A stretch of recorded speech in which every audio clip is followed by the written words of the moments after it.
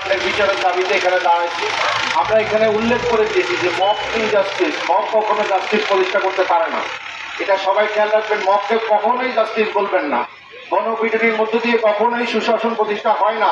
সুশাসন প্রতিষ্ঠা করতে হলে রাষ্ট্র আছে, রাষ্ট্রের কাছে আপনি আবেদন জানাইতে পারেন।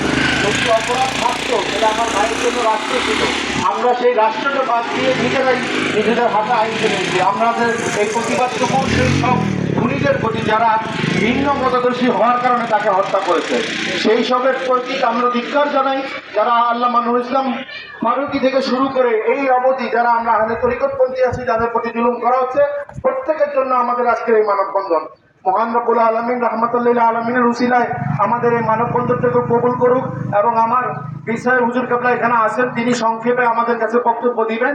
আমরা তারপর পরেই মদিনাওয়ালার প্রতি সালাতু সালাম নিয়ে তার রুহের মাগফিরাত কামনা করবো। এবং আমাদের আহলে তরিকতের যারাই জুলুমপ্রাপ্ত হচ্ছে, জালেমের যারা জুলুমের শিকার হচ্ছে, প্রত্যেকের জন্য আমরা শান্তি কামনা করে এবং কঠোর শাস্তির দাবি করতেছি খনি ভাইদের।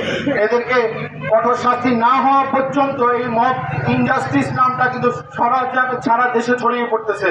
প্রত্যেকটা জায়গায় আমরা বিচারের নামে এই মব ইনজাস্টিস গুলো করতেছে। এগুলা শুধুমাত্র যে ওনার জন্য হয়েছে, আরো অনেকগুলো ঘটনা একসাথে জমা হয়েছে। আমরা প্রত্যেকটা বিচার বহির্ভূত হত্যাকাণ্ডের প্রতিবাদ জানাবো এবং আপনার আশেপাশে যেখানে অন্যায় হবে সেই অন্যায়ের বিরুদ্ধে আমরা সোচ্চার হয়ে দাঁড়াবো। আমি এই সংক্ষেপে আমার বক্তব্য এখানে শেষ করছি। আসসালামু আলাইকুম ওয়া রাহমাতুল্লাহি ওয়া বারাকাতুহু।